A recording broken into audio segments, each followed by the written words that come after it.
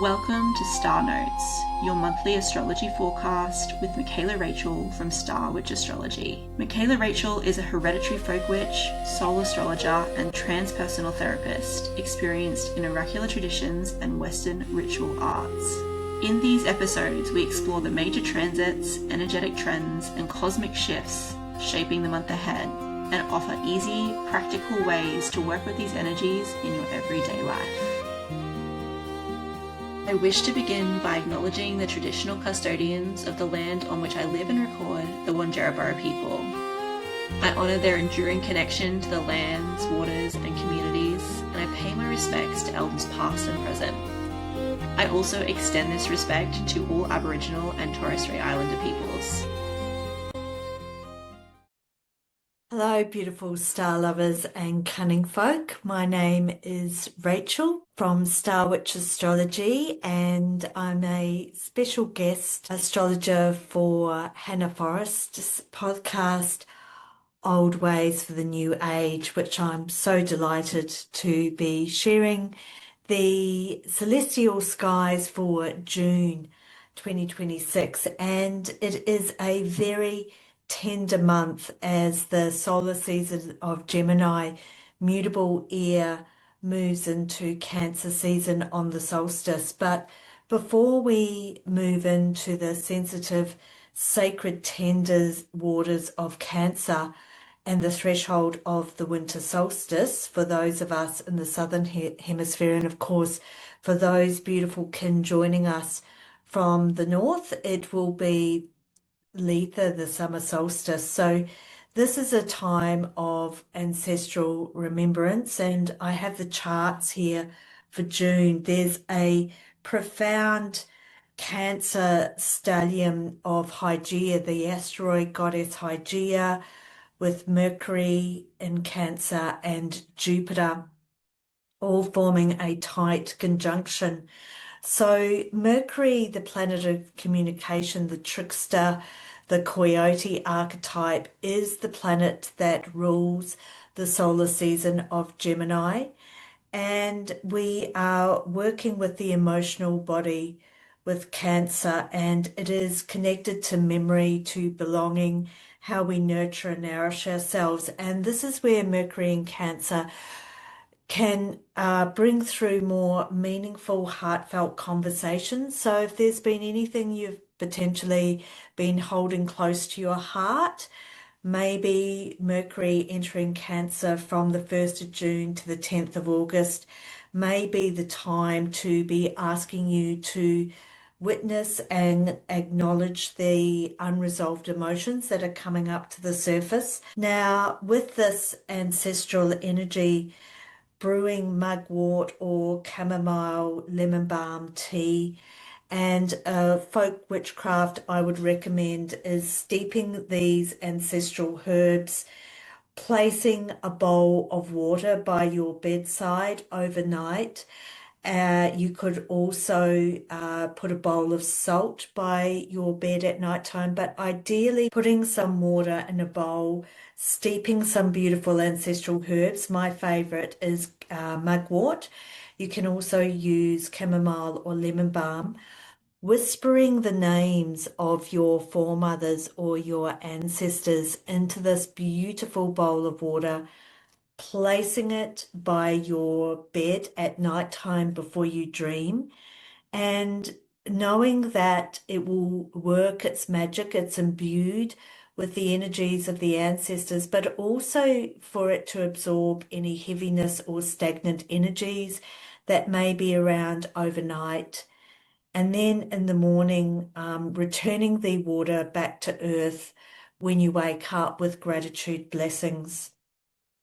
Now, Venus, the evening star, moves out of Cancer and moves into the fiery radiant sign of Leo, fixed fire, on the 13th of June, right through to the 10th of July. So this is all about pleasure becoming medicine and heart-opening transits, as Venus reminds us about beauty, creativity, and joy in the sign of Leo. So Leo loves to decorate color, jewelry, and to bring some joyful dancing into your everyday life. Joyful dancing or moving the body is a wonderful expression in honor of Venus, and it also helps to shift stagnant energies. Now, a beautiful Venusian ritual would be to create a Venus altar. Using some suggestions would be putting roses, honey, cinnamon, beautiful candles and flowers on your Venusian altar. And of course, Venus in Leo is incredibly grateful. So, gratitude, blessings. If you love working with candle magic, I would suggest a beautiful gold or orange candle to honor the abundance, love, and joyful embodiment of Venus moving into Leo, as I said, on the 13th of June. And of course, this is also when we are in the balsamic waning moon cycle. We have the new crescent moon and Venus as the evening star activating the gateway of the throat on the 18th of June. So there are incredible energies through June to be expressive and finding your voice, your inner guidance. Before we have the activation of Venus and the new crescent moon, we have the dark moon portal, and it's the Gemini new moon on the 15th of June, 12:55 p.m. That's Australian Eastern Standard Time. So this is the lunar gateway, and spellcrafting and writing comes under the sign of mutable air Gemini. So listening and journaling, this new moon is asking you to connect into your inner voice and to trust the intelligence of your intuition. Now, this might be a beautiful new moon to treat yourself to a new journal, a diary, and, working with lavender is a sacred botanical of Mercury, and lavender is beautiful to help calm and soothe and quieten down the overactive or mentally stimulated mind at times, because Gemini is very active, it's curious, and it is sometimes where we need to stop and gently reflect. So maybe getting some mugwort or lavender and placing the leaves or the flowers of lavender beneath your pillow to invite dream guidance. Or actually, it's a beautiful folk witchcraft time to create a magical herbal dream pillow for yourself through the month of June. Now, one of the main astrological players, Chiron, is moving into Taurus. Taurus is a sign that's ruled by Venus, and Chiron is moving out of Aries and into Taurus for the first time on the 20th of June, right through to the 18th of September. So Chiron is entering the sign of Taurus only for 3 months before goes retrograde in Aries. Chiron is going to be fully activated in Taurus by 2027. Now, Chiron is an interesting archetypal energy known as the wounded healer. So the wounded healer holds the greatest insight into your core wound in your chart, and it's a elliptical orbit, which means that Chiron does not spend the equal amount of time in each sign. So with this, it's a wonderful month with Chiron crossing the threshold into a new sign in Taurus to look at what house sector does Taurus govern in your natal chart. And this is where Chiron will be activating and illuminating themes around self-worth, belonging, emotional security, finances, and embodied healing. Taurus is the sign of deep embodiment. And this transit is the beginning of a deeper collective healing journey that will unfold in 2027. Now, Taurus is a embodied sign of regenerative earth magic through slowing down and through nourishment. So returning to the body and remembering that worthiness is not something that we earn. So really focusing on deep love of self.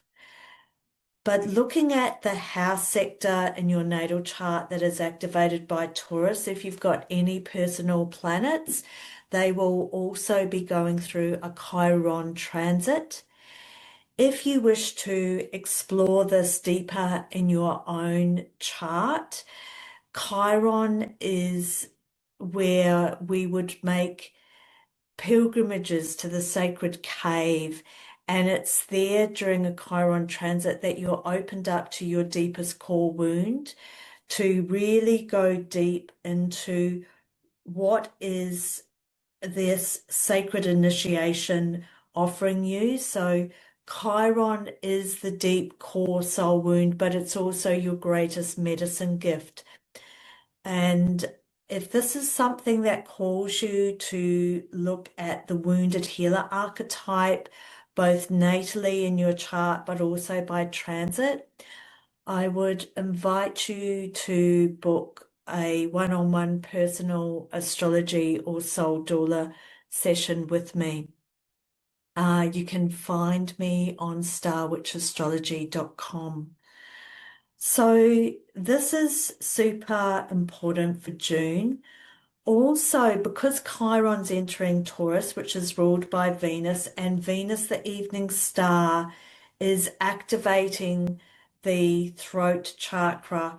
We're working with sapphire blue being the guiding frequency this month, which is awakening the psychic doorway at the base of the head and inviting deepest peace, integrity, and wisdom through.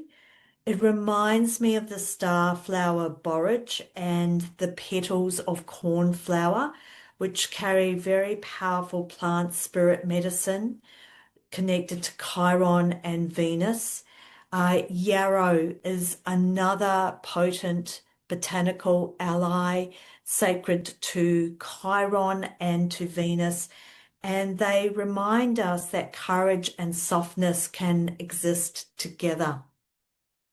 And so we're looking at the relationship to the Inanna myth of the descent as well, and symbolically the worldly attachments. When I'm looking at the chart, we're looking at Chiron and Taurus is the initiatory pathway and releasing fear around scarcity and also your ability to create financial abundance and creative prosperity for yourself.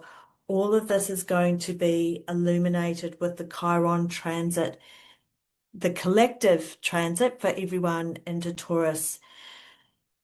If you wish to work with this from a more folk witchcraft point of view, working with blue candles, working with cornflower petals or borage, handwriting your fears on a piece of parchment or paper, and releasing old survival stories. So writing out your survival stories. This is also really important to do, something you might wish to focus on going back to the Gemini new moon. And it's super important, as always, to spend intentional time with your feet on the earth, regulating your nervous system and reconnecting with your embodied presence. This is the gift of Chiron, the medicine weaver and healer in Taurus. Now, of course, every year when the sun moves into Cancer, it activates the solstice gateway. So this year it's on the 21st of June. There's always a movement of fluidity between the 19th to say the 23rd of June each month, depending on each year when the sun activates 00 degrees Cancer, cardinal water. And as I mentioned earlier, for those in the north, it's the summer solstice. And for us in the Southern Hemisphere, we are deep in the heart of winter. It is a sacred threshold crossing. And for those of us in the Southern Hemisphere, it's the return of the light after the darkness. And of course, for those in the Northern Hemisphere in the summer solstice, it's the longest day and the shortest night. So this is intuition with Cancer and the home becoming a sanctuary. Cancer is a lunar ruled sign, so this is a potent season for hearth magic, candle rituals, and creating beauty within your home space. And so what you might like to do around the solstice threshold on the 21st of June, you may light candles at the sunset or place rosemary near your doorway for protection and renewal. Preparing an ancestral meal or leaving a small offering outside in the garden. In ancient classical times, especially in ancient Egyptian mythology, this is also around the goddess giving birth. And so we honor the birthing of the light, but we also bring great reverence to the darkness because it's in the dark that the seeds are sown. And in the darkness is where we find the spaciousness for renewal and nourishment and stillness. So taking a moment to be still, to reflect on the transitional sacred threshold that's being crossed through the solstice gateway. At the end of the month, there's a lot of planetary activity. We have the Capricorn full moon on the 30th of June, 9:56 a.m. Australian Eastern Standard Time. And the Capricorn full moon is governed by the planet Saturn, and both Saturn and Neptune are in Aries. So this is bringing awareness to emotional sovereignty. And Capricorn is slow, like the sea goat, the mountain goat, but full moon illumination. So this is a incredible full moon to focus on your strengthening of your boundaries, putting the roots deep down into the earth, and also what your plans are. What is it that you wish to dream in? And what you can also do as a suggestion for a folk witchcraft ritual is writing down your fears or any limiting beliefs that no longer align with your future self. So again, another beautiful lunation to place a bowl of salt by your bed to absorb any heaviness overnight and just visualize the salt, or you may choose to work with a bowl of water, that it absorbs the heaviness, the energetic heaviness, and it cleanses the space so that when you return the water to the earth the next morning, you're releasing, you're clearing out, because after the full moon comes the waning moon for 2 weeks. So it's really a wonderful place to start. If you're a beginner and you're starting to learn about celestial energies, planetary energies, I'd really invite you to work with my Embodied Lunar Magic 4-part course. because we can learn through books. It's wonderful to be curious, to educate yourself, to do research, to learn. That's very Mercurial and Gemini. But there's something about the embodiment of a practice, devotional practice, rather than just, um, seeing out in the world how witchcraft can be performative. What we're doing is we're bringing it back to the soul essence. We're bringing it back to our intuition. We're bringing it back behind the scope that is beyond social media, bringing it back to the home to look at what your practices are. And one of the most profound ways that I started many, many years ago was by tracking the moon and learning about new moon offerings and rituals, the waxing, gaining light, following the phases, learning how to track the moon in both the day and night sky, doing a full moon offering, gratitude blessing, and then following the waning moon. And of course, it looks different in the Northern Hemisphere. The moon phases are the mirror opposite between the North and the South. So I would really invite you to, if you have the spaciousness and if you wish to really ground and anchor and embody lunar magic. So this is connecting in with the egregore of lunar priestesses, wise women, cunning folk, all who have followed the moon and offered libations beneath the crescent moon. And so the month of June actually ends with Jupiter moving into Leo on the 30th of June. And Jupiter brings benefic blessings and opportunities. Leo is bold, it's creative, it's a strong energetic turning point of Jupiter moving into Leo. It's radiant, playful, and I'm so looking forward to Jupiter in Leo. It will stay in Leo for around a year.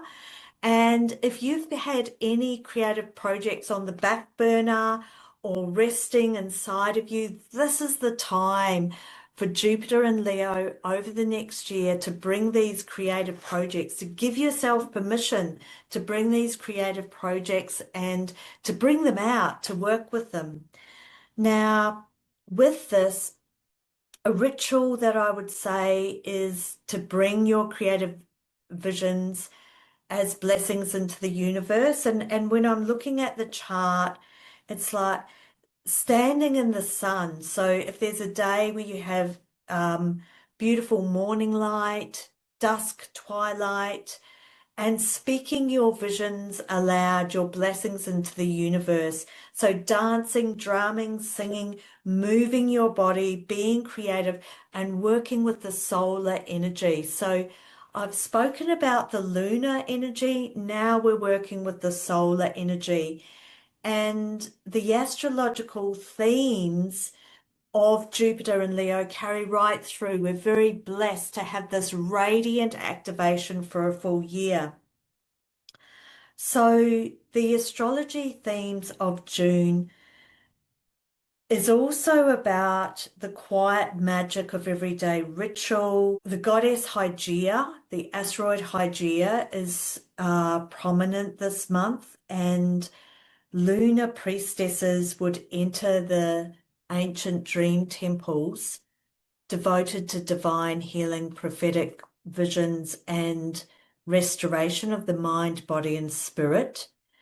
So they would ritually bathe and use anointed herbs and incubation dream practices. So this is where the month is profound for psychic doorways opening to receive messages from the unseen realms. I would encourage you to work with dreaming plants through the winter solstice gateway and to remember to rest.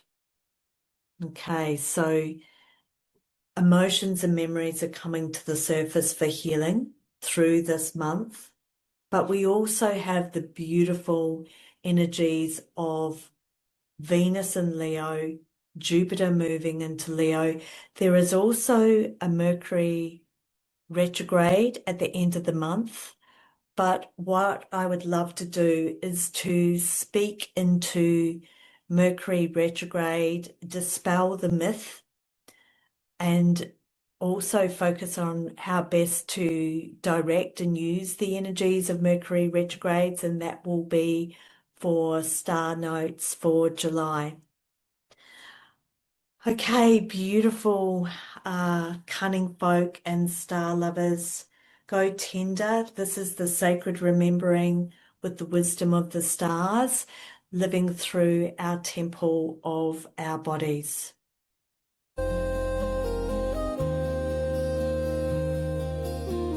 Thank you for listening, and I hope you enjoyed today's episode.